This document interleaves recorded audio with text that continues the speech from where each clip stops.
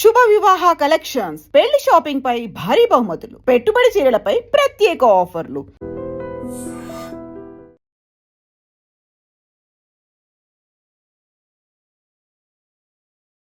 Welcome to I Dream. మార్చి 31 మరో 4 రోజుల్లో వస్తుంది. అమిత్ షా నిర్ణయించిన డెడ్ లైన్ మార్చి 31తో ముగిసింది. అదే ఆపరేషన్.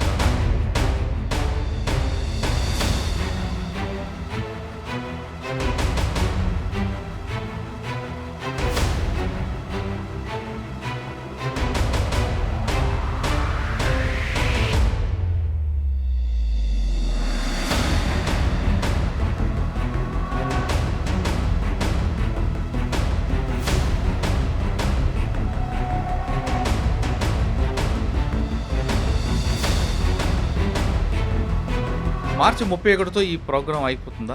మార్చి 31తో అన్నీ బంద్ అయిపోతుంది, అన్నీ కంప్లీట్గా చాప్టర్ క్లోజ్ చేస్తారంటే బహుశా ఉండదు.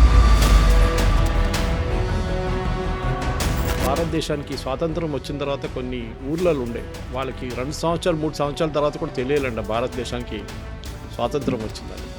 1950లో తెలిసింది. అట్లాంటి సంగతి ఇక్కడ కూడా ఉండొచ్చు. కానీ ఒక మెయిన్ థింగ్ మురళి గారు, మీరు చెప్పిన పేర్లతో సహా గణపతి ఈజ్ మెయిన్. కానీ ఆయన సరెండర్తోని మీరు చెప్పినట్టు ఒక చాప్టర్ క్లోజ్ అయిపోతుందంటే ఎస్, నా అంచనా ప్రకారం కరెక్ట్. అమిత్ షా గారు మొదలుపెట్టినప్పుడు ఆయన ఒక డెడ్ లైన్ ఇవ్వడంకి ఎందుకు చేశారంటే, దీనికన్నా ముందు ప్రతి స్టేట్ గవర్నమెంట్ వాళ్ళ స్ట్రాటజీ మీద పనిచేస్తుంది.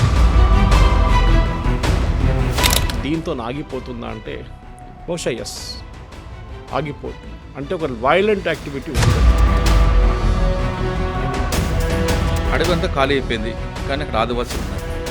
వాళ్ళందరూ కూడా అన్నాలు ఉన్న టైంలో బాగుంది, ఇప్పుడు బాగాలేము అనే ఆలోచన లేకుండా ప్రభుత్వం చేయాలి కదా. మీరు చెప్పింది కరెక్ట్. రోడ్లు వేయాలి, స్కూళ్ళు కట్టాలి, మొబైల్ టవర్స్ వేయాలి. ఇక్కడ ఈ పొలిటిక్స్ ఉన్న వాళ్ళకి మ్యాచ్ అవుతుందా? కాంప్రమైజ్ చేయాల్సి వస్తుంది. మీరు ఒకసారి పబ్లిక్ లైఫ్లో కొంతమందికి ఇంటలెక్చువల్ బెంట్ ఆఫ్ మైండ్ ఉంది, మనకు తెలిసింది. Welcome to I Dream. మార్చి 31 మరో 4 రోజుల్లో వస్తుంది. అమిత్ షా నిర్ణయించిన డెడ్ లైన్ మార్చి 31తో ముగిసింది. అదే ఆపరేషన్ కగార్. మార్చి 31 తర్వాత భారతదేశంలో ఎక్కడ కూడా మావోయిస్టులు ఉండరంటూ అమిత్ షా ప్రకటించారు. అందుకు అనుగుణంగానే 6 రాష్ట్రాల మొత్తం ప్రభుత్వాలు కూడా ఆయన చెప్పిన ఆదేశాల మేరకు ఎవరు తోచిన దీంట్లో సరెండర్ ఒకటి, మరోవైపు వచ్చిన వాళ్ళకి అందరికీ పునరావాస కల్పించడం, ఈ రెండూ కాకుండా ఉంటే కూంబింగ్ చేయడం, ఈ విధంగా చేయబట్టే మార్చి 31కి ఒక కొలిక్కి వస్తుంది. టైం దగ్గర పడుతున్న కొలిది ఫస్ట్ మహారాష్ట్రను స్టార్ట్ అయిన సరెండర్ పాలసీ ఏపీ వరకు వచ్చింది. సెంట్రల్ కమిటీ మెంబర్ అయిన మల్లోజుల వేణుగోపాల్ గారు, అదేవిధంగా ఆశన్న, వీళ్ళందరూ ముందు ఓ 70 మందితో మహారాష్ట్ర ముఖ్యమంత్రి గారి ముందు కొంతమంది, ఛత్తీస్గఢ్ ముఖ్యమంత్రి ముందు మరికొంతమంది సరెండర్ అవడంతో ఇంకా అందరూ కూడా ఫోకస్ దేవ్జీ అన్నారు. అదే దేవ్జీ, మల్లోజు రాజిరెడ్డి, వీళ్ళు కూడా ముందు మల్లోజు వేణుగోపాల్ గారి నిర్ణయాన్ని వ్యతిరేకించిన వాళ్ళు కూడా తెలంగాణ ముఖ్యమంత్రి ముందు వచ్చి లొంగిపోయారు. ఇంకా మావోయిస్టు పార్టీ దండకార్యంలో ఖాళీ అయింది అనుకున్న సమయంలో ఇంకా ఊకా గణేష్ కానీ లేదా పాపారావు, వీళ్ళిద్దరు కాకుండా ఏఓబీలో చెల్లూరు నారాయణరావు వీళ్ళు ఉండిపోయారంటూ మరొక వార్తలు వచ్చాయి. వాళ్ళు కూడా, పాపారావు ఛత్తీస్గఢ్లో లొంగిపోయారు, ఇంకా గణేష్ కూడా వచ్చారు, ఇంకా ఒడిశాలో సుక్రు కూడా లొంగిపోయారు. ఇంకా మిగిలింది ఏఓబీలో చెల్లూరు నారాయణరావు అలియాస్ సురేష్. శ్రీకాకుళం జిల్లా బాతుపురం చెందిన నారాయణరావు చాలా కొన్ని సంవత్సరాల పాటు ఏఓబీలో ఉండి కార్యక్రమాలు చేశారు. ఆయన కూడా మనకున్న సమాచారం ప్రకారం 1 కేజీ బంగారం తీసుకొని కొంతమంది అనుచరులతో ఆయన కూడా ఏపీ పోలీసుల ముందు వచ్చారని తెలిసింది. బహుశా ఆయనని మార్చి 31 ముందే ఏపీ పోలీసులు మీడియాకు చూపించే అవకాశం కనిపిస్తుంది. అయితే మార్చి 31తో ఈ ప్రోగ్రాం అయిపోతుందా? అక్కడి నుంచి తర్వాత మావోయిజం ఉండదా? అసలు కమ్యూనిస్టులు కనబడరా? అంటే కమ్యూనిస్టులు భావజాలం ఉన్న వాళ్ళు కనబడరా? లేదు అడవుల్లో అభివృద్ధి ఆగుతుందా? అడవుల్లో అభివృద్ధి ఇంకా ముందుకెళ్తుందా? ఈయన ప్రశ్నల మీద మనతో మాట్లాడడానికి ప్రముఖ విశ్లేషకులు సురేష్ కొచ్చేటి గారు ఆయన అడిగి మార్చి 31 తర్వాత ఏం జరుగుతుంది, వాట్ నెక్స్ట్ అనే విషయాన్ని సార్ అడిగి తెలుసుకుందాం. సార్ నమస్తే. నమస్కారం. మీకు చాలా సుదీర్ఘంగా చెప్పినట్లున్నాను ఇప్పుడు యాంకర్ పార్టీ. మీకున్న నాలెడ్జ్ ఇంకా ఎవరికి ఉండదు. నాకు నాలెడ్జ్ కాదు కదా సార్. అయితే మార్చి 31తో డెడ్ లైన్ అయిపోతున్న తర్వాత ఇంకా ఆపరేషన్లు ఆగుతాయా? లేదు ఆపరేషన్ కగార్ ఆగిన తర్వాత దాని పేరు ఇంకోటి మారుస్తారా? అసలు పీపుల్స్ అంటే మావోయిస్టు మీద నిషేధాన్ని ఎత్తివేస్తారా? లేదు అసలు పార్టీ లేదు కాబట్టి ఇంకా నిషేధం అనేది పూర్తిగా డ్రై అయిపోతుందా? ఈ లొంగిపోయిన వాళ్ళందరూ కూడా ప్రజాక్షేత్రానికి వస్తాం, మేము మరొకసారి పోరాటాలు చేస్తాం అంటే, పోరాటం అంటే చట్టబద్ధంగా చేస్తాం, లీగలైజ్ చేస్తాం అని చెప్తున్నారు. వాళ్ళందరూ వివిధ రాజకీయ పార్టీలో చేరి వెళ్తారా? లేదు వాళ్ళందరూ కలిపి ఒక రాజకీయ పార్టీ పెట్టుకుంటారా? వీటన్నిటిపై మీ ఒపీనియన్ ఏంటి? మీరు అడిగిన ప్రశ్న 6 ప్రశ్నలు ఉన్నాయి, ఒకటి తర్వాత ఒకటి తీసుకుందాం. ఒకటి, మార్చి 31తోని అన్నీ బంద్ అయిపోతుందా, అన్నీ కంప్లీట్గా చాప్టర్ క్లోజ్ చేస్తారంటే బహుశా ఉండదు. కొంతమంది ఉంటారు, కానీ వాళ్ళు మీరు చెప్పినట్లు అసలు లీడర్ లేకుండా తిరుగుతున్న చాలామంది ఉంటారు. కొంతమందికి భారతదేశానికి స్వాతంత్రం వచ్చిన తర్వాత కొన్ని ఊర్లలో ఉండే వాళ్ళకి 2 సంవత్సరాలు 3 సంవత్సరాల తర్వాత కూడా తెలియాలంట భారతదేశానికి స్వాతంత్రం వచ్చిందని. 1950లో తెలిసింది. అట్లాంటి సంగతి ఇక్కడ కూడా ఉండొచ్చు. కానీ ఒక మెయిన్ థింగ్ మురళి గారు, మీరు చెప్పిన పేర్లతో సహా Ganapathi is a main person. అది బహుశా ఆయన ఇన్ఫ్లుయెన్స్ అందు ఉండకపోవచ్చు, ఆయనకి హెల్త్ ఇష్యూస్ చాలా ఉన్నాయి, మీకు తెలిసిందే. కానీ ఆయన సరెండర్తోని మీరు చెప్పినట్లు ఒక చాప్టర్ క్లోజ్ అయిపోతుందంటే ఎస్, నా అంచనా ప్రకారం కరెక్ట్. అమిత్ షా గారు మొదలుపెట్టినప్పుడు ఆయన ఒక డెడ్ లైన్ ఇవ్వడంకి ఎందుకు చేశారంటే, దీనికన్నా ముందు ప్రతి స్టేట్ గవర్నమెంట్ వాళ్ళ స్ట్రాటజీ మీద పనిచేస్తుండే. తెలంగాణకు ఒక స్ట్రాటజీ అండి, మా వైపు ఎవరికి కనిపించకూడదు, స్పెషల్లీ నల్లమల వైపులో ఎవరికి కనిపించకూడదు. ఆంధ్ర ప్రాబ్లం ఏంటంటే ఏజెన్సీ ఏరియాలో, ఏఓబి ఏరియాలో అక్కడ వాళ్ళకు ప్రాబ్లం ఉంది. ఛత్తీస్గఢ్లో పాత కాంగ్రెస్ లీడర్స్ని చంపినప్పటి నుంచి ఉన్న ఒక భయాందోళన ఉండే అక్కడ. మహారాష్ట్ర వైపు స్పెసిఫిక్ పాకెట్స్, గద్రిచౌలి లాంటి ప్లేసెస్లో యాక్షన్ ఉంది. అదే టైంలో మధ్యప్రదేశ్లో ఎక్కువ లేదు, కొన్ని ప్లేస్లో ఉన్నాయి. కానీ ఛత్తీస్గఢ్, జార్ఖండ్ వైపు ఉంది. మన ఛత్తీస్గఢ్లో కాంకర్ లాంటి ప్లేసు, ఇట్లాంటి కొన్ని స్పెసిఫిక్ పాయింట్స్లో ఉన్నాయి. కానీ మీరు అడిగిన ప్రశ్నకి రెండో దానికి, దీంతో ఆగిపోతుందా అంటే బహుశా ఎస్, ఆగిపోతుంది. అంటే ఒక వైలెంట్ యాక్టివిటీ ఉండదు. దానికి కారణం చాలా ఉంది. మనం ఒక యుద్ధం నడిపిస్తున్నప్పుడు ఒక కమాండర్ ఉంటారు ఎప్పుడు మిమ్మల్ని గైడ్ చేయడానికి. ఎన్నో సంవత్సరాల నుంచి ఎక్స్పీరియన్స్ ఉన్న కమాండర్, గ్రౌండ్ లెవెల్ నుంచి పైకి వచ్చిన వాళ్ళు ఉంటారు. మన ఆర్మీలో కూడా అంతే, నక్సలైట్ యూనిట్లు కూడా అంతే. ఆ డిసిప్లిన్ వాళ్ళకు ఉంటుంది. మీ కమాండర్ లేనప్పుడు మీకు ఆర్డర్స్ ఎవరు ఇస్తారు, మీరేం చేస్తారు? గాల్లో కొట్టడం కాదు కదా, మీకు ఏదైనా స్పెసిఫిక్ స్ట్రాటజీ ఉండాలి, టార్గెట్ ఉండాలి. వీళ్ళకి ఇప్పుడు దాకా మీకు తెలిసిందే, నక్సలైట్స్కి అన్నిటికంటే పెద్ద ఒక కంప్లైంట్ ఏముండే అంటే, వాళ్ళ ఏరియాస్లో, అంటే స్పెసిఫిక్లీ వాళ్ళు ఆపరేట్ చేసే ఏరియాస్లో, విచ్ ఇస్ ట్రైబల్ ఏరియాస్లో డెవలప్మెంట్ జరగట్లేదు. చాలా మటుకు కరెక్ట్ అది. మనం ముందున్న నల్లమల తీసుకున్నప్పుడు కానీ ఇప్పుడున్న నల్లమలకు చూస్తే డెవలప్మెంట్ వచ్చింది కదా అక్కడ అని చెప్పొచ్చు. మీరు శ్రీశైలంకి వెళ్ళే రోడే అది. కానీ నల్లమలలోనే మీరు మన్ననూరు కానీ కొంచెం ముందుకెళ్తే కూడా అక్కడ స్పెసిఫిక్ డెవలప్మెంట్ ప్రాజెక్ట్స్ మీకు కనిపిస్తుంది. అక్కడున్న చాలామంది చెంచు యంగ్స్టర్స్ నక్సలిజంలో జాయిన్ కాకుండా ఉండడానికి వాళ్ళని ఫారెస్ట్ వాచర్స్గా తీసుకున్నారు. వాళ్ళకి కావాల్సిన బియ్యం కానీ మిగతా ఇంటికి కావాల్సిన సరుకులంతా వీళ్ళ ఫ్యామిలీస్కి ఇచ్చారు. దాంతో వాళ్ళు జరిగిపోయారు అక్కడి నుంచి. మన దగ్గర ప్రాబ్లం ఎక్కడ వచ్చిందంటే సార్, మీరు అడిగిన ప్రశ్నకి మూడో దానికి, వీళ్ళు ఏ రూపంలో ఇంకా ముందుకెళ్తారు, అదొక క్వశ్చన్ ఉంది. ఎందుకంటే వీళ్ళకి ఇంకా ఉపాధి ఏం లేదు కదా.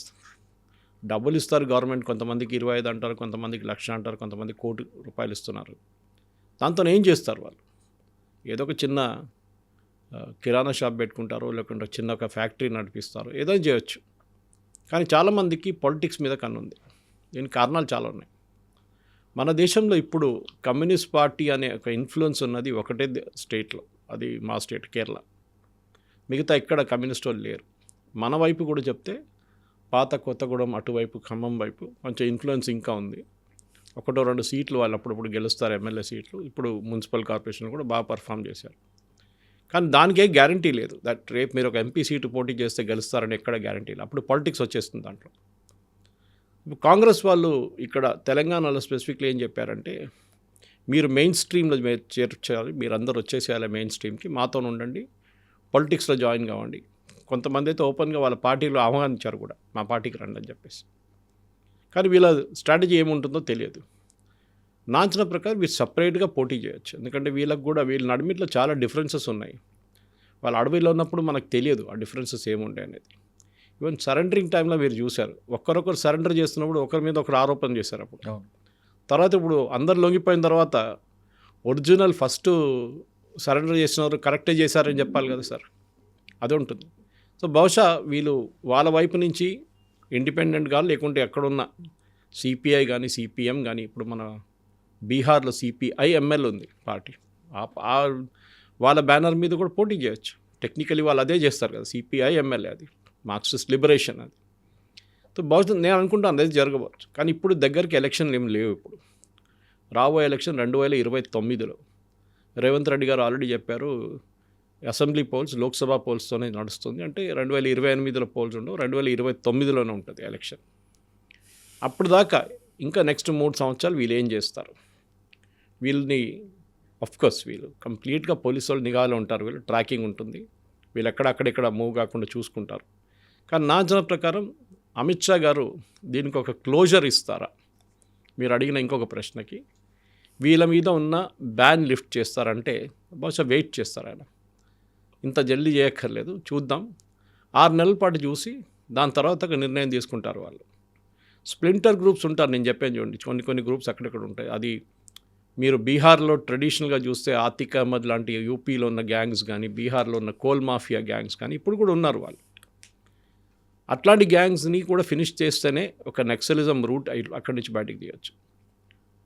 5వ ప్రశ్నకి వీళ్ళ వైపు నుంచి డెవలప్మెంట్ అనేది చాలా కీ ఉంటుంది సార్, ముందుకి ఇంకా ఎవరు తిరిగి వెళ్లకుండా ఉండడానికి. మనం బొలివియన్ కమ్యూనిస్ట్ రెవల్యూషన్ చూస్తే షేగౌరా వాళ్ళు ఉన్న దాంట్లో వాళ్ళందరూ ఒక స్పెసిఫిక్ రీజన్ కోసం అక్కడి నుంచి బయటకు వచ్చి పోరాటం చేశారు. దాంట్లో చాలామంది అంటారు ఈ వాజ్ అ డ్రగ్ అడిక్ట్ అంటారు, అన్నీ. అండ్ మావో ఎప్పుడు చెప్పారు power flows to the barrel of the gun అన్నారు. కానీ ఇప్పుడు కమ్యూనిస్ట్ పార్టీ చైనా చూస్తే గన్ లేదు, బ్యారెల్ లేదు, ఏం లేదు. వాళ్ళు ఇప్పుడు అమెరికా కన్నా క్యాపిటలిస్ట్ అయిపోయారు. సో ఇది కూడా ఇప్పుడు సరెండర్ చేసిన తర్వాత మీరు చూస్తుంటారు పేపర్లలో వీళ్ళని ఐటీ డిస్ట్రిక్ట్ తీసుకెళ్లారు, హైదరాబాద్ హైటెక్ సిటీ తీసుకెళ్ళి అది చూపించారు. చాలామంది అడిగారు దానికి ఏంటి కారణం అంటే దాని డెఫినెట్గా ఎందుకంటే చాలామంది దీంట్లో ఈ ఇంజనీరింగ్ కాలేజ్ నుంచి బయటకు వచ్చిన వాళ్ళు, కాకతీయ ఉండొచ్చు, ఉస్మానియా ఉండొచ్చు, దాని నుంచి బయటికి చదువుకొని బయటకు వచ్చిన వాళ్ళు. ఆ టైంలో ఉద్యోగాలు లేవు. వన్ ఆఫ్ ద రీజన్స్ అని చెప్పొచ్చు వీళ్ళు తుపాకీ పట్టుకొని బందుకు పట్టుకున్నారు. ఉద్యోగం లేదు, అఫ్కోర్స్ ల్యాండ్ రిఫార్మ్స్ లేదు. ఇప్పుడు కూడా నేను అనుకుంటాను మురళి గారు ఫస్ట్ స్టెప్ చేయాలంటే ఈ లీడర్లకి ప్రాబ్లం లేదు, వాళ్ళ దగ్గర డబ్బులు ఉంటుంది, ఇన్ఫ్లుయెన్స్ ఉంటుంది అని ఉంటుంది. కానీ మీరు ఆ రోజు ఒక చాలా ఇంపార్టెంట్ పాయింట్ చెప్పారు దీనికన్నా ముందు ఒక డిస్కషన్లో. ఇప్పుడు కూడా చాలామంది జైల్లో ఉన్నారు, వీళ్ళని సహాయం చేసిన వాళ్ళ సంగతి ఏంటి?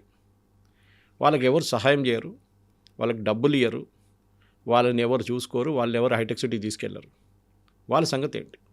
ఇది ఒక పెద్ద ప్రశ్నగా మిగిలిపోతుంది. ఇది ఇక్కడి నుంచే మనకి ప్రాబ్లం స్టార్ట్ అవుతుంది.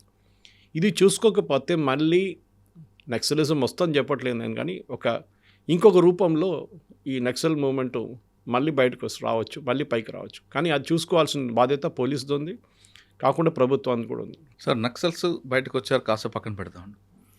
అడవి అంతా ఖాళీ అయిపోయింది, కానీ అక్కడ ఆదివాసీలు ఉన్నారు. వాళ్ళందరూ కూడా అన్నాలు ఉన్న టైంలో బాగుంది, ఇప్పుడు బాగాలేము అనే ఆలోచన లేకుండా ప్రభుత్వం చేయాలి కదా. మీరు చెప్పింది కరెక్టే. ఫర్ ఎగ్జాంపుల్ మనం ఎప్పుడు చూస్తాం కూర్గ్ వైపు మా ఫ్రెండ్ ఒకరు ఉన్నారు, ఆమె చాలా సంవత్సరాల నుంచి కూర్గ్లో ఈ ట్రైబల్స్తో పనిచేస్తారు సార్. నేను అది ఎప్పుడు అందరికి చెప్తుంటాను, క్లాసిక్ ఎగ్జాంపుల్ అది. మన అందరికి తెలిసిందే ఈ ట్రైబల్స్ని ఎక్స్ప్లాయిట్ చేయడం చాలా ఈజీ సార్. మన వైపు సోప్ నట్స్ తీసుకొస్తారు, నల్లమల వైపు నేను చూశాను. ఎప్పుడు 10 సంవత్సరాల టైంలో ఈవెన్ అడవి లోపలికి వెళ్ళినప్పుడు కూడా నేను చూశాను యాజ్ అ మీడియా పర్సన్. వాళ్ళు తీసుకొస్తున్న దానికి అసలు కిలోకి కూడా వాళ్ళు డబ్బులు ఇయ్యరు, అంత తక్కువ డబ్బులు తీసుకొచ్చి బయట మార్కెట్కి తీసుకొచ్చి దాన్ని పౌడర్ చేసి అమ్ముతారు, లేకుంటే ఇంకేదైనా ఫామ్లో అమ్ముతారు, షాంపూగా అమ్ముతారు. 100 రూపాయలు, 200, 300 రూపాయలకి అమ్ముతారు. వీళ్ళకి ఏం రాదు. మనకు అందరూ తెలిసింది ఆ టైంలో ఈ నల్లమల వైపు ఉన్న చెంచుల నడిమిట్లో కొన్ని గుడంబ హ్యాబిట్ ఉండే చాలా మటుకు తాగడంలో. దాన్ని కూడా వీళ్ళు కావాలని చెప్పి ఎంకరేజ్ చేశారు ఈ బయట నుంచి వచ్చే ఏజెంట్లు. ఈమె ఏం చేసిందంటే మా తెలుసు ఆ ఫ్రెండ్ ఆమె ఒక హనీ ఫ్యాక్టరీ నడిపిస్తుంది మైసూర్లో. వీళ్ళ ట్రైబల్స్తో మాట్లాడి కూర్గ్ ఏరియాలో చెప్పారు, మీరు హనీ కలెక్ట్ చేస్తున్నప్పుడు హనీ అన్నిటికంటే పెద్ద ప్రాబ్లం ఏంటంటే సార్ అది కలెక్షన్ మీద ఉంటుంది. మీరు ఏ క్వాలిటీలో కలెక్ట్ చేస్తారు దాని మీద దాని రేట్ ఉంటుంది. ఏదో వెళ్ళి హనీ కలెక్ట్ చేయడం కాదు. ఏంటంటే వీళ్ళ దగ్గర ఉన్న ప్లాస్టిక్ గిన్నె ఉంటుంది చూడండి, ప్లాస్టిక్ కంటైనర్, అది కడగరు, అట్లానే వాడుకుంటారు. నెక్స్ట్ టైం కూడా వెళ్ళి ఫ్యాక్టరీకి ఇచ్చేస్తారు, ఎవరో ఏజెంట్కి ఇచ్చేస్తారు, వాడు పోసేసుకుంటారు, డబ్బులు ఇస్తాడు, మీరు వెళ్ళిపోతారు. ఆ క్లీనింగ్ ప్రాసెస్ నేర్పించారు. ఎక్స్ట్రా కంటైనర్స్ ఇచ్చారు వాళ్ళు. ఆ ఒక్క పాయింట్తోనే సార్ వాళ్ళది రెవెన్యూ రియలైజేషన్ ఆల్మోస్ట్ డబుల్ అయిపోయింది, డబుల్ కన్నా ఎక్కువైంది యాక్చువల్లీ. ఇది మనం చేయాల్సింది సార్. మన దగ్గర ఇంతమంది ఎన్జిఓస్ ఉన్నారు, ఇంతమంది పనిచేస్తున్నారు. గవర్నమెంట్ కూడా ఒక స్థాయి దాకా చేయొచ్చారు వాళ్ళు, దానికన్నా ముందు వాళ్ళు వెళ్ళలేరు. ఒక రోడ్లు వేయాలి, ఎస్ దా గవర్నమెంట్ పని, అది స్కూల్ కట్టాలి గవర్నమెంట్ పని, మొబైల్ టవర్స్ వేపియాలి, అది బిఎస్ఎన్ఎల్ కానీ మిగతా వాళ్ళు చేస్తారు. అది కాకుండా ఏం చేస్తారు నెక్స్ట్, అక్కడ ఉన్న వాళ్ళకి ఉపాధి ఏంటి, మహిళలకి ఏదైనా పని చేయాలంటే వాళ్ళ కుట్టు మిషన్ కొనడమే ఏదైనా. దాని కింద స్టేట్ గవర్నమెంట్కి ఎన్నో స్కీమ్లు ఉన్నాయి, సెంట్రల్ గవర్నమెంట్ కూడా ఎన్నో స్కీమ్లు ఉన్నాయి. ఇది కంటిన్యూస్గా చేయకపోతే that is way the problem will start. అంటే వాళ్ళు అడుగుతుంది కూడా, మాకు ఎక్కువగా హెల్త్ ఇష్యూ ప్రాబ్లం ఉన్నాయి అడవిలో, ఏమైనా ఇష్యూ అయితే మాకు రావడానికి పోవడం లేదు, మాకు డిస్పెన్సరీ కావాలి, హాస్పిటల్ కావాలని అడుగుతుంటారు. అన్నలు ఉన్నప్పుడు చేయడానికి అన్నలు ఉన్నారు కాబట్టి లోపలికి వెళ్ళకూడదు, వెళ్ళలేము అంటూ గవర్నమెంట్ వీళ్ళని కవర్ చేసుకుంటూ తప్పించుకుంది. కానీ ఇప్పుడు వాళ్ళు లేరు కాబట్టి మస్ట్గా వాళ్ళు చేసే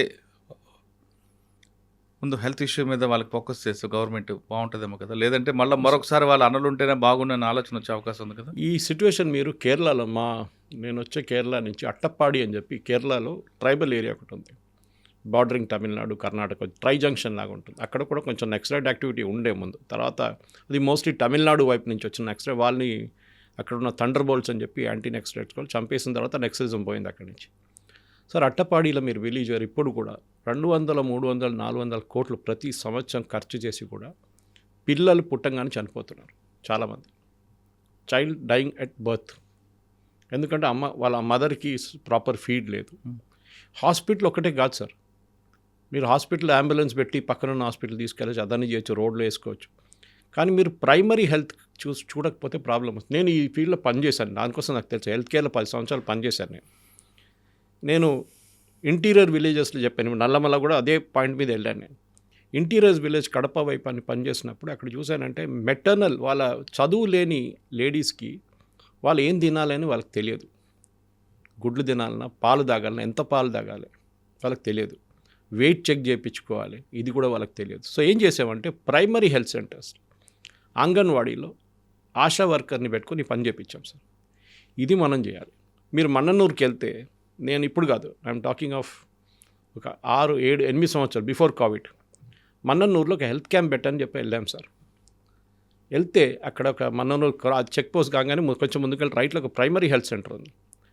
అక్కడికి వెళ్తే పేషెంట్ ఇట్లా పడున్నారు, అంటే ఊరోళ్ళు అంతా ఫ్లోర్ మీద పడున్నారు, బెడ్లు లేవు, ఏం లేవు.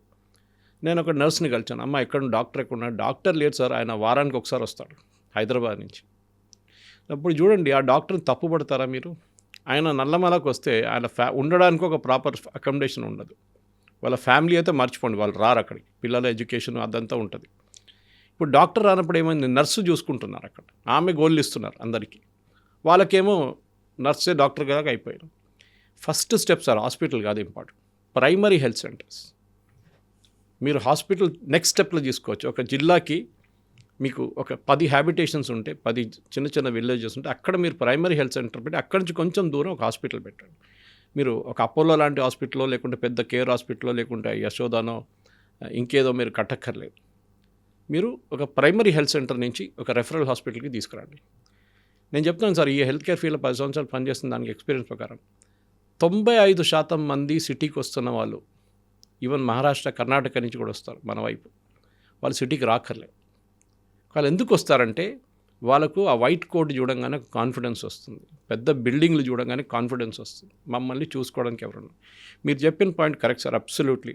ఫస్ట్ స్టెప్ ఒకటి నేను ఎడ్యుకేషన్ గురించి చెప్పాను, దీనికన్నా స్కూల్ అని చెప్పాను, కానీ దాన్ని కొంచెం ఎక్స్పాండ్ చేయాల్సి వస్తుంది. ఎందుకంటే అక్కడ వెళ్ళి ఎవరు పని చేస్తారు సార్, ఏకల్ విద్యాలయాలు లాంటి కాన్సెప్ట్ ఉండాలి. ఒక టీచర్ 5 సబ్జెక్టులు చెప్తారు, దానికి సెంట్రల్ గవర్నమెంట్ ఫండింగ్ కూడా దొరుకుతుంది ఈజీగా, స్టేట్ గవర్నమెంట్ కూడా ఫండ్ చేయొచ్చు. ఎడ్యుకేషన్ ఒకటి మీరు చెప్పింది, నెక్స్ట్ హెల్త్ కేర్, 3 ఉపాధి. They have to have some revenue stream. ఆ రెవెన్యూ స్ట్రీము మీరు అక్కడ వెళ్ళి నేను పెద్ద ఒక ఐటీ ఇది పెడతానంటే నడవదు. మనం చూసే ఇప్పుడు సిద్దిపేటలో, కరీంనగర్లో ఐటీ పార్కులన్నీ ఖాళీగా పడుతున్నాయి. ఏది డిస్ట్రిక్ట్ హెడ్ క్వార్టర్స్లో. ఇప్పుడు మీరు ఒక ఏం చెప్తారు, ట్రైబల్ ఏరియా సంగతి, అంటే ట్రైబల్లో ఐటీ పార్క్ కాకపోయినా అక్కడ అగ్రికల్చర్, కమర్షియల్ క్రాప్స్ పెడితేనే బాగుంటుంది. ఎగ్జాక్ట్లీ అదే చెప్పాను నేను. మీరు వాళ్ళు ఎట్లా కలెక్ట్ చేస్తారో, హనీ ఎట్లా కలెక్ట్ చేస్తారో, సోప్ నెట్ ఎట్లా కలెక్ట్ చేస్తారో, మిగతా వాళ్ళకి కావాల్సిన కొత్త కొత్త ఈ అగ్రికల్చర్లో చాలా మటుకు ఉంది సార్ కాన్సెప్ట్స్. కమర్షియల్ క్రాప్ వైపు వెళ్తే వాళ్ళకి బాగుంటుంది. వెళ్తుంటే వాళ్ళు బాగుంటుంది. అది వాళ్ళకి చూపించండి, రెవెన్యూ స్ట్రీమ్ చూపిస్తే వాళ్ళ పిల్లలు కూడా అక్కడే ఉండిపోతారు. సరే, అడవిలో అన్నలు లేరు అనే విషయం మర్చిపోయేలా ప్రభుత్వం చేస్తుందో మనం అనుకుందాం. ఇంకా బయటకు వచ్చిన వాళ్ళందరూ కూడా వివిధ రాజకీయ పార్టీలకి వాళ్ళకి ఎవరికి అనుకూలంగా ఉందో ఆ రాజకీయ పార్టీకి వెళ్దారని అనుకుందాం కాసేపండి. కానీ వాళ్ళకి ప్రశ్నించే తత్వం ఉంటుంది. కరెక్ట్. వాళ్ళు చిన్న విషయాన్ని కూడా ఖచ్చితంగా ప్రశ్నిస్తారు, అవసరమైతే ఎదిరిస్తారు కూడా. అటువంటి మెంటాలిటీ వాళ్ళని రాజకీయ పార్టీలు తీసుకుంటే వాళ్ళని తలతో వాళ్ళ చేతితో వాళ్ళు గోక్కున్నట్టు ఉంటుంది కదండి. అది ఉంటుంది. మరి ఆ యాటిట్యూడ్ ఉన్న వాళ్ళు ఎలా మరి ఇక్కడ మెయింటైన్ అవుతారు? నేను అదే ఉంటుంది సార్, ఒక కాంట్రడిక్షన్ ఉంటుంది. వీళ్ళకి రాజకీయ పార్టీలో లీడర్ ఏం చెప్తే చేయాల్సింది కింద వరకు. కరెక్ట్. అది ఆర్మీలో ఒప్పుకోరు కదా. అదే ఆర్మీలో politics is art of the possible అంటాం మనం ఇంగ్లీష్లో. అంటే ఏమైనా జరగవచ్చు పాలిటిక్స్లో. ఒకటి వీళ్ళు ఒక సర్టన్ డిసిప్లిన్లో పెరిగారు సార్. 30 సంవత్సరాలు మీరు చెప్పినట్లు అడవిలో ఉండి 12 కిలోమీటర్లు 14 కిలోమీటర్లు నడవడము, వర్షంలో ఉండడము, ఎక్కడెక్కడో చిన్న చిన్న ఏరియాస్లో ఉండడం. అదొకటే కాకుండా సార్, ఫైనాన్షియల్లో కూడా వాళ్ళకి డిసిప్లిన్ ఉంటుంది. రూపాయి ఖర్చు పెట్టాలని అకౌంట్ చూపిస్తారు వాళ్ళు. అది కాదు, అది ఉండదు ఇక్కడ ముందు ఎలక్షనే మీకు 40 కోట్లు 50 కోట్లు కావాల్సి. ఇక్కడ ఫస్ట్ మన స్టెప్లోనే పొలిటీషియన్తో ఎలా వీళ్ళు ములాఖాత్ అవుతారు? అది చాలా డిఫికల్ట్ మురళి గారు, మీకు తెలిసింది అది. నేను అనుకుంటాను వాళ్ళ భావజాలం వేరు, వీళ్ళ భావజాలం వేరు. మీరు చెప్పినట్లు most important financial discipline. Election పోటీ చేయాలని డబ్బులు కావాలి. పబ్లిక్తో డబ్బులు ఇస్తే కానీ పబ్లిక్ ఓటేయరు. అప్పుడు వీళ్ళేమంటారు, అడవియే బెటర్ అంటారు. ఇదేంటి మా అడవిలో ఉన్న ఆదివాసీలే బెటర్, వీళ్ళేంటి కొడుకులు ఇక్కడ డబ్బులు తీసుకుని 2,500 3,000 రూపాయలు తీసుకుని ఓటేస్తా అంటారు, నేను ఎందుకు ఇవాళ డబ్బులు అంటారు. కాంట్రడిక్షన్ వస్తుంది. వాళ్ళ దాంట్లో కూడా ఒక మారల్ డైలమా ఉంటుంది. మనం అనుకుంటాం ఈ ప్రొఫెషనల్ కౌన్సిలింగ్ అనేది ఎక్కడో సిటీలో ఉన్న కొంతమంది మెంటల్ ఇష్యూస్ ఉన్న వాళ్ళకి కౌన్సిలింగ్ అనుకుంటాం. కాదు, వీళ్ళకి కూడా కౌన్సిలింగ్ కావాల్సి వస్తుంది. మీరు హైటెక్ సిటీకి ఎందుకు తీసుకెళ్లారు? బయట నుంచి బిల్డింగ్ చూపించారు, బాగానే ఉంది. అక్కడ పనిచేస్తున్న పిల్లలు ఏదో ఫర్ ఎగ్జాంపుల్ ఆదిలాబాద్ వైపు నుంచో, లేకుంటే నిర్మల్ వైపు నుంచో, లేకుంటే కొన్ని ఏరియాస్ ట్రైబల్ ఏరియాస్ నుంచి ఇక్కడ వచ్చి పనిచేస్తున్న పిల్లలతో ఇంటరాక్షన్ ఉంటే బాగుంటుండే. వాళ్ళకి అర్థమవుతుంది. ఇప్పుడున్న పొలిటిక్స్ తెలియదని కాదు సార్, వీళ్ళకి తెలుసు పొలిటీషియన్స్ ఎట్లా ఉంటారో ఏం చేస్తారో అంతా వీళ్ళకి తెలియనేం లేదు. కానీ మీరు చెప్పిన మాట ప్రకారం కరెక్ట్. వీళ్ళ దగ్గర 1 కిలో బంగారం ఉంటే ఆ బంగారం తీసుకొని వస్తున్నారు, వాళ్ళు తీసుకొని ఎవరికి అమ్మేసుకొని రావట్లేదు. అట్లీస్ట్ ఆనెస్టీ మనం అప్రిషియేట్ చేయాలి. కరెక్ట్. అది వీళ్ళకి లేదు. పొలిటీషియన్స్కి ఆనెస్టీ లేదు కదా. ఇప్పుడు అదే ₹1 కోటి ఒక క్యాష్ కానీ బంగారం దొరికితే బయటకు కూడా రారు కదండి. అదే కొంతమంది, అందరు కాదు. సో ది ప్రాబ్లమ్ ఉంటుంది సార్. అదొక మారల్ డైలమా వాళ్ళకి చాలా రోజులు ఉంటుంది. వాళ్ళకి వాల్యూస్ ఉంటాయి, అంటే వీళ్ళకి లేవని కాదు, కానీ వాళ్ళకు మరీ కొంచెం ఎక్కువ వాల్యూస్ ఉంటాయి. ఇక్కడ ఈ పొలిటిక్స్ ఉన్న వాళ్ళకి మ్యాచ్ అవుతుందా? కాంప్రమైజ్ చేయాల్సి వస్తుంది. మీరు ఒకసారి పబ్లిక్ లైఫ్లో వస్తే, లేకుంటే మీరు డిసైడ్ చేయొచ్చు, నేను దీనికి వెళ్ళను, నేను అకాడమిక్ లైఫ్కి వెళ్ళిపోతాను. ఎవరు ఆపుతున్నారు సార్? నేను ఏదో యూనివర్సిటీలో వెళ్ళి పని చేసుకుంటాను, ప్రొఫెసర్గాను అసిస్టెంట్ ప్రొఫెసర్గాను పని చేసుకుంటాను. ఓకే, కొంతమందికి ఇంటలెక్చువల్ బెంట్ ఆఫ్ మైండ్ ఉంది, మనకు తెలిసిందే. ఇప్పుడు మీరు వరవర్రావు లాంటి ప్రొఫెసర్ కోదండరామ్ లాంటి వాళ్ళని చూస్తే కూడా వాళ్ళకి ఇంటలెక్చువల్ బెంట్ ఆఫ్ మైండ్ ఉంది, ప్రొఫెసర్ హర్గోపాల్ కానీ వీళ్ళకి. సో అట్లాంటి పనులు చేసుకోవచ్చు. ఎవ్రీబడి అందరూ పొలిటిక్స్లో దిగాలని లేదు. వీళ్ళకి తెలుసు పొలిటిక్స్ అనేదే ఒక మెస్. పొలిటిక్స్ అంటే డబ్బులు, పొలిటిక్స్ అంటే ఎథిక్స్. 90% మందికి ఎథిక్స్ లేదు, మీరు చెప్పిన దాని ప్రకారం కరెక్ట్. అట్లాంటి దానికి నేను కాంప్రమైజ్ అవ్వడానికి రెడీగా ఉన్నారంటే yes, then they can do it. కాదు, నేను నా మాట మీద ఉంటాను, నా మీద మీకు రేపు 100 కన్నా తక్కువ ఓట్లు వస్తాయి, అది మీరు గుర్తుపెట్టుకోవాలి అంతే. ఇది మెయిన్ ప్రాబ్లం సార్ వీళ్ళది. ఎందుకంటే ఈ ప్రాబ్లం మీరు సరెండర్డ్ నెక్స్లైట్స్ ఒక్కరే కాదు, ఈ మూమెంట్ నుంచి కాకుండా బయట ఉన్న వాళ్ళు కూడా పోటీ చేస్తున్నారు. మీరు చూసారు కోదండరామ్ గారి సంగతి, మీరు చూశారు. ఏమైంది సార్ ఆయన పార్టీ? ఎక్కడున్నారు ఆయన? నడపలేపారండి, పార్టీ నడపలేపారండి. అది కరెక్ట్. ఎందుకు? మీరు కోదండరామ్ గారిని పక్కన పెట్టండి, జయప్రకాష్ నారాయణ గారిని తీసుకోండి. ఎడ్యుకేటెడ్, రిటైర్డ్ ఐఏఎస్, రిటైర్డ్ కాదు ఐఏఎస్ నుంచి వాలంటరీ తీసుకున్న మనిషి, చాలా ప్రొఫెషనల్గా నేను ఎథికల్గా ఒక పార్టీ నడుపుతాను, డబ్బులు అసలు ఉండవు దీంట్లో అని చెప్పారు. ఆయనది ఏమైంది సార్ లాస్ట్లో? ఆయన అంతే, హ్యాండ్స్ అప్. సో మీరు అందరూ దొంగలు, అందరూ బీజేపీ కానీ కాంగ్రెస్ కానీ బీఆర్ఎస్ కానీ వీళ్ళందరూ ఇదే పని చేస్తారంటే to a large extent correct. కానీ దాని బయట నుంచి పనిచేస్తున్న సిస్టమ్ మీరు నక్సలైట్స్ మర్చిపోండి. వీళ్ళిద్దరు ఎగ్జాంపుల్ తీసుకోండి, వాళ్ళు అదే చూస్తారు కదా. ఈయన పార్టీ పెట్టిండు, ఎక్కడ పోయిండు? లాస్ట్ తాళం వేసి ఆయన బీజేపీలో చేరిపోయిండు అంటారు ప్రొఫెసర్ జయప్రకాష్ నారాయణ గారు. అంటే అటువైపు వెళ్తున్నారు అట్లీస్ట్ అని. ఇది అందరికీ ఉంది ఈ ప్రాబ్లం. సో నేనేమంటున్నా అంటే వీళ్ళకి ఒక సెన్స్ ఆఫ్ రియాలిటీ రావాలి సార్. ఎందుకంటే వీళ్ళు అడవిలో ఉన్నప్పుడు మీకు ఒక లెవెల్, ఇంటలెక్చువల్ లెవెల్ ఇక్కడ ఉంటుంది. ఎథికల్ లెవెల్కి ఉంటుంది. మీరు చెప్పినట్లు 10 రూపాయలు వస్తే ఆ 10 రూపాయలకి ఒక అకౌంట్ ఇస్తారు వీళ్ళు. అవును ఇక్కడ దొంగ అకౌంట్లు తయారు చేస్తారు ఎలక్షన్కి. సార్, అక్కడ వాళ్ళదే పై చేయండి అడవిలో, వాళ్ళు ఏం ఏం చెప్తే అదే సాహసం. ఇక్కడికి వచ్చిన తర్వాత జరగదు అది. అదే మరి ఆ యాటిట్యూడ్ ఉన్న వాళ్ళు ఇక్కడ మెయింటైన్ అవ్వగలరా? చాలా డిఫికల్ట్ సార్. నేను కూడా అదే అంటే సరెండర్ చేయడం చాలా ఈజీ సార్. దాని తర్వాత మీకు 2-3 ఆప్షన్స్ ఉన్నాయి. ఒకటి మీరు పాలిటిక్స్లో వెళ్తారు. దట్ మీన్స్ మీకు ఒక ఆఫ్టర్ లైఫ్ అంటే 30 సంవత్సరాల తర్వాత యూజువల్లీ రిటైర్ అయిపోతారు ఎవరైనా. ఒక 20 సంవత్సరాలు జాబ్లో చేరిన తర్వాత 25 సంవత్సరాలు 55-56 యూ రిటైర్. నేను రిటైర్మెంట్ తీసుకొని మా గ్రాండ్ చిల్డ్రన్తో ఆడుకుంటాను, మా ఊర్లలో ఉంటాను, ఏదో అక్కడ అగ్రికల్చర్ చిన్న చిన్న పొలాల పనో లేకుండా ఏదైనా చూసుకుంటానని చెప్పి ఉంటే అది ఇంకో స్ట్రాటజీ. లేదు నేను పాలిటిక్స్లోనే దిగుతానంటే మీరు యూ షుడ్ బి అవేర్ ఏమేమి రావబోతుంది. రేపు మీరు ఫ్రస్ట్రేషన్ చూపించకూడదు. ఇదేంట్రా ఇది, నేను అక్కడ అడవిలో ఉంటే బాగుంటుండే అని చెప్తే మళ్ళీ అది ఇంకో స్టోరీ అయిపోతుంది. సో అది 2 ఆప్షన్స్. మీరు చెప్తున్నట్లుగా ఆ సిచ్యువేషన్ రాకుండా ఉండాలంటే గవర్నమెంట్ ఏం చేయాలండి? సో గవర్నమెంట్ వైపు నుంచి ఏం లేదు, ఎక్కువ చేయలేము. గవర్నమెంట్ వైపు నుంచి ఒక ఎగ్జాంపుల్ ఇచ్చాను మీకు, ఉపాధి కల్పించడం. సో వీళ్ళ డిసిప్లిన్ యూజ్ చేయాల్సి వస్తుంది సార్. మీరు రిటైర్డ్ అయిన ఆర్మీ ఆఫీసర్స్, పోలీస్ ఆఫీసర్స్ చూడండి, వాళ్ళు ఎక్కడికి వెళ్తారు సార్? వాళ్ళు ఏదో సెక్యూరిటీ ఏజెన్సీ పెట్టుకుంటారు, లేకుంటే ఏదో హౌస్ కీపింగ్ ఏజెన్సీ పెట్టుకుంటారు, లేకుంటే కాలేజ్లో అడ్మినిస్ట్రేటివ్ ఆఫీసర్గా జాయిన్ అవుతారు. ఎందుకంటే వాళ్ళకి తెలుసు వాళ్ళు వచ్చిన ఫీల్డ్ నుంచి ఉన్న డిసిప్లిన్. నేను ఒక సెక్యూరిటీ ఏజెన్సీని పెట్టుకుంటే నేను నడిపించుకోవచ్చు. ఆఫ్కోర్స్ 100% ఆర్మీ లాగా ఉండదు, ఒక 70-60% దాకా ఉంటుంది డిసిప్లిన్ అక్కడ. ఇది వీళ్ళు కూడా చేయాలి సార్. వీళ్ళ వైపు ఉన్న అడ్వాంటేజ్ ఏంటి సార్? వీళ్ళు అడవిలో ఉన్నారు, వీళ్ళు అక్కడ ఉన్న డెవలప్మెంట్ ఆర్ నాన్ డెవలప్మెంట్ 2 చూశారు. వీళ్ళని అక్కడే పెట్టండి సార్. మళ్ళీ అడవికి పంపించని చెప్పట్లేదు, కానీ రేపు ఒక కన్సల్టెంట్గా మీరు ఫర్ ఎగ్జాంపుల్ గడ్రిచోలి అక్కడ పనిచేసిన ఒక డాక్టర్ కపుల్ నాకు తెలుసు సార్. వాళ్ళకి చాలా అవార్డులన్నీ వచ్చినాయి. ఇప్పుడు వాళ్ళు పేరు మర్చిపోయాను, కానీ మహారాష్ట్రన్ కపుల్ ఒకటి.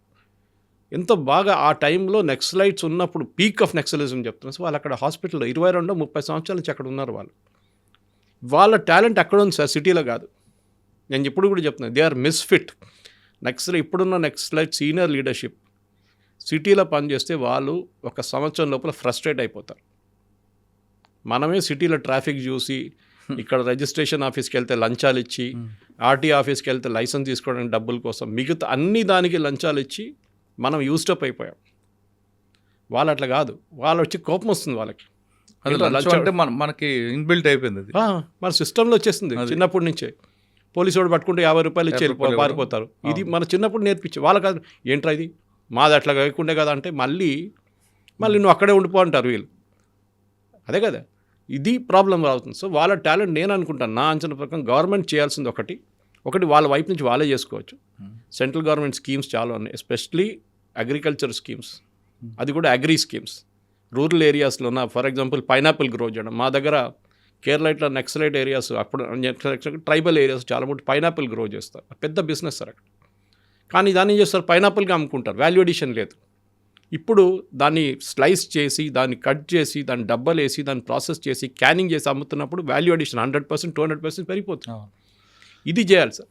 వీళ్ళని ఎక్కడెక్కడి నుంచి వచ్చారో ఆ ట్రైబల్ ఏరియాస్లోనే మీరు ఒక కన్సల్టెంట్గా, గవర్నమెంట్ కన్సల్టెంట్గా, ఒక గవర్నమెంట్ ఉద్యోగం కాకుండా ఒక ఆఫీసర్గా అక్కడ ఉండి మీ టాలెంట్ మీరు యూజ్ చేయండి. మీరు ఆ ట్రైబల్స్ మీరే చెప్పారు కదా, ట్రైబల్స్కి ప్రాబ్లం ఉంది, గవర్నమెంట్ ఏం చేయట్లేదు, ఇప్పుడు మీరు చేయండి, మేము డబ్బులు ఇస్తాం, మీకు ఫండింగ్ ఇస్తాం, కానీ మీరు చేయండి. మీరు కావాల్సిన, మీరు కోరుకున్న మార్పు మీరే తీసుకురండి. ఇది మీరు చేయాలి సార్. ఇది చేస్తేనే వాక్ ద టాక్ అంటాం మన ఇంగ్లీష్లో. మీరు చెప్పిన మాటకి మీరు నడుచుకుంటే, మీరు అదే చేస్తే మేము కూడా అప్రిషియేట్ చేస్తాం. ఎస్, గవర్నమెంట్ ఫెయిల్డ్, అది దాంట్లో డౌట్ లేదు. మురళిగా మీరే చెప్పారు, ఎన్నోసార్లు చెప్తారు, నక్సలిజం వచ్చిన కారణం అది కాదు, గవర్నమెంట్ ఫెయిల్ అయింది రూరల్ ఏరియాస్లో. అన్నలు చూసుకున్నారు. అరే అక్కడ జస్టిస్ మనకు తెలుసు, అక్కడ ప్రజా ఇది పెట్టుకుంటారు, దర్బార్లు పెట్టుకుంటారు. అక్కడ ఇన్స్టెంట్ జస్టిస్ ఇస్తారు ఒకరికి. వీడు దొంగతనం చేసిండు, వీడు ఇది చేసిండు, వాళ్ళ భార్యతో పారిపోయిండు అంటే ఇమ్మీడియట్ పంచాయతీ. అది మన దగ్గర నడుస్తుంది సార్. ఇక్కడ జ్యుడిషియల్ సిస్టంలో తారీఖు పోతుంది, 20 సంవత్సరాలు నడుస్తుంది ఆ కేసు. మన డెమోక్రసీ కాబట్టి అలాగ ఉంటుంది. ఒక్కొక్కసారి అనిపిస్తుంది సార్, నాకు కూడా ఒకసారి అనిపిస్తుంది నేను కిమ్ జాంగ్ ఉన్ బెటర్ అయ్యే, కానీ చెప్పలేదు. వాళ్ళ గురించి మీరు సలహా ఇచ్చారు, వీళ్ళకి చెప్పారు, పాప వీళ్ళు ఎక్కడ ఇష్యూస్ తీసుకొచ్చారో అక్కడే వీళ్ళు ఉంటే బాగుంటుందని. కరెక్ట్. కానీ వీళ్ళ మాటలు విని వీళ్ళకి అన్నాలు పెట్టి జైల్లో మగ్గిపోతున్న పరిస్థితి ఏంటి? అది కరెక్ట్ సార్. మీరు దీనికన్నా ముందు మనం ఇంకో ప్రీవియస్ డిస్కషన్లో పాయింట్ మీరు తీసుకొచ్చారు, చాలా సెన్సిటివ్ ఇష్యూ. ఐ థింక్ వాళ్ళకి except for cases of murder, ఏదైనా ఎక్స్ట్రీమ్ మర్డర్ కేసెస్ ఉన్నా దాని మినహా వీళ్ళు సరెండర్ చేస్తే వాళ్ళు కూడా సరెండర్ చేసుకోవచ్చు కదా సార్. వీళ్ళు ఏదో వాళ్ళకి సహాయం చేశారు, వాళ్ళ కోసం ఆర్డిఎక్స్ క్యారీ చేశారు, వాళ్ళ కోసం ఐఈడీలు తీసుకెళ్లారు, వాళ్ళ కోసం కొరియర్స్గా పనిచేశారు, లేకుంటే వాళ్ళకి బియ్యం అన్నం పెట్టారని చెప్పి వాళ్ళ మీద కేసు పెట్టడం, వాళ్ళని కూడా ఒక ప్రతి స్టేట్కి, ఇప్పుడు మీరు చెప్పారు 6 స్టేట్లు ఉన్నాయి మన దగ్గర, 6 స్టేట్లో ఉన్న డీజీపీస్ కానీ అక్కడ కాకుండా చీఫ్ జస్టిస్ కలిసి దే షుడ్ డిసైడ్ అనమాట, వీళ్ళ మీద ఉన్న ఆరోపణలు ఇది, let us remit this sentences. అది మంచి మూవ్, చాలా మంచి మూవ్ సార్. అది చేయాల్సిందే. లేకుంటే ఏమవుతుందంటే ఒక సెన్స్ ఆఫ్ ఫ్రస్ట్రేషన్ వచ్చేస్తుంది. ఎలీట్లో ఉన్న పైన ఉన్న అందరు టాప్ లీడర్ మీ పేర్లు చెప్పారు, ఇప్పుడు 5-6 పేర్లు చెప్పారు, వాళ్ళకే మీరు విఐపి స్టేటస్ ఇచ్చారు, వాళ్ళని ముఖ్యమంత్రి గారు రిసీవ్ చేశారు, ముఖ్యమంత్రి గారు సరెండర్ చేసుకున్నారు, ప్రెస్ కాన్ఫరెన్స్ పెట్టారు. మా సంగతి ఏంటి? మేము ఫుట్ సోల్జర్స్, మేము 3rd లెవెల్ 4th లెవెల్లో పనిచేసాం, మమ్మల్ని ఎవరు పట్టించుకోవట్లేదు. ఫస్ట్ స్టెప్ గవర్నమెంట్ చేయాల్సింది case by case basis. I'm not saying blanket across the board.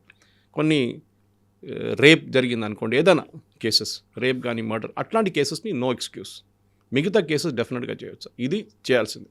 Okay sir, ఫైనల్గా చెప్పండి, వీళ్ళ చేతుల్లో దెబ్బలు తిన్న వాళ్ళు కాకుండా, అంటే మావోయిస్టులు చేతుల్లో నష్టపోయిన పోలీస్ కుటుంబాలు ఉన్నాయి, కొన్ని వందలాది కుటుంబాలు ఉన్నాయి.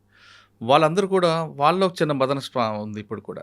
అంటే మా తండ్రిని నా భర్తని చంపిన వాళ్ళకి ప్రభుత్వం ఈ విధంగా కోట్లాది రూపాయలు ఇచ్చి వాళ్ళకి రెడ్ కార్పెట్ వేస్తుందా, అంటే నా భర్తకి ప్రాణానికి కానీ నా తండ్రి ప్రాణానికి విలువ లేదా అని భావించే వాళ్ళకి మీరు ఇచ్చే సమాధానం? నేను అడిగాను ఈ ప్రశ్న దీనికన్నా ముందు ఒకసారి, నాకు కూడా అది చాలామందికి అనిపిస్తుంది. ఆ రోజు సుక్మాలో చంపిన సిఆర్పిఎఫ్ జవాన్లకి ఎవరు జవాబు చెప్తారు సార్? 76 మంది ప్రాణాలకు ఎవరు ఇస్తారు? అది ఒక ఎగ్జాంపుల్, అట్లా చాలా జరిగినాయి. అటు వీసీ శుక్లా ఉన్నారు, చాలామంది ఉన్నారు, రోడ్ ఓపెనింగ్ పార్టీస్ చాలామంది చనిపోయారు అట్లా. సో వాళ్ళ వైపు నేను అదే అడిగాను, మీరు ₹1 కోటి ఇచ్చి 2 కోట్లు ఇచ్చి వాళ్ళని అవార్డు ఇచ్చి వాళ్ళని సరెండర్ చేస్తున్నారంటే అది మీ ఓవరాల్ స్ట్రాటజీగా ఉండొచ్చు. కానీ ఎట్లయిపోయిందంటే రేపు ఒక టెర్రరిస్ట్ సార్, నేను ఇప్పుడు మీరు నక్సలైట్స్ అని తీసుకొని ఒక టెర్రరిస్ట్ ఉన్నాడు, ఇప్పుడు దాకా 50 మందిని చంపారు, వాడు రేపు నేను సరెండర్ అయిపోతా అంటే మీరు ఏం చేస్తారు? వాడిని కూడా డబ్బులు ఇస్తారా?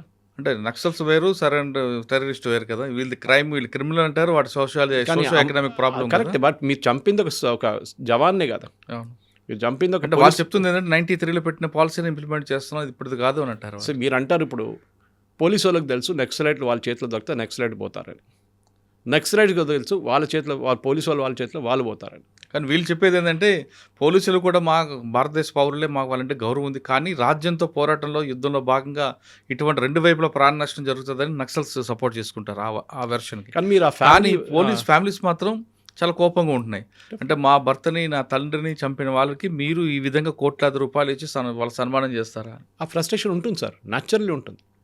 అది ఎందుకు ఉంటుందంటే మీరు ఆ ఫ్యామిలీని చూసుకోలేదు కరెక్ట్గా, వాళ్ళకు ఒక జస్టిస్ తీసుకురాలేదు, వీళ్ళని మళ్ళీ జైలు వేయాలని చెప్పట్లేదు, మళ్ళీ ప్రాబ్లం మళ్ళీ అక్కడి నుంచి మొదలైతే మళ్ళీ మీరు సరెండర్ చేయించారు, సిస్టమ్ క్లోజ్ చేయించారు కరెక్టే, కానీ మర్డర్ చేసిన వాళ్ళు 50 మందిని చంపిన వాళ్ళు మీకు తెలుసు, మిలిటరీ ప్లటూన్ కమాండర్ ఉండొచ్చు, లేకుంటే మీరు చెప్పినట్టు ఏఓబి ఏరియా ఇన్ఛార్జ్ ఉండొచ్చు, వీళ్ళందరూ చేసుంటారు, డైరెక్ట్ అటాక్ చేసుంటారు.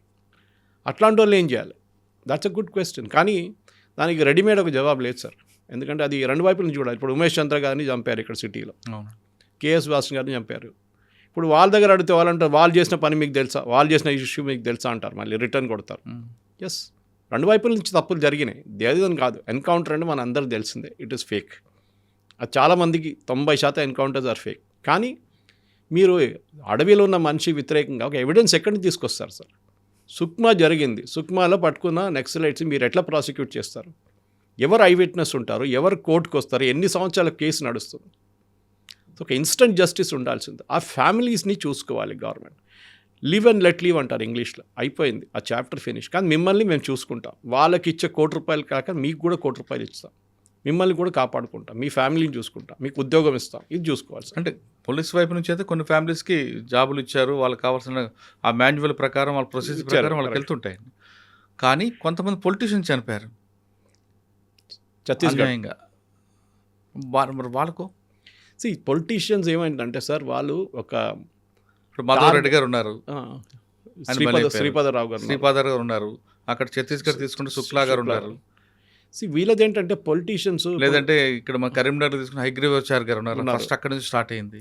సో మీరు పొలిటీషియన్స్ అంటే వీళ్ళు ఏంటంటే వీళ్ళు క్లాస్ ఎనిమీస్గా తీసుకుంటారు. వాళ్ళు మీకు తెలిసింది భూస్వామి లాగానే క్లాస్ ఎనిమీస్ వీళ్ళు. అంటే వీళ్ళు సిస్టమ్ని రిప్రజెంట్ చేస్తున్నారు. ఒకవైపు పోలీసులు, ఒకవైపు పొలిటీషియన్స్. వీళ్ళు సిస్టమ్ని రిప్రజెంట్ చేస్తున్నారు. వీళ్ళు మర్చిపోయింది ఏంటంటే నక్సలైట్స్, ఈ పొలిటీషియన్స్ 5 సంవత్సరాలు ఉంటారో లేకుంటే 3 సంవత్సరాలు ఉంటారో, దాని తర్వాత వెళ్ళిపోతారు ఆ పదవి నుంచి.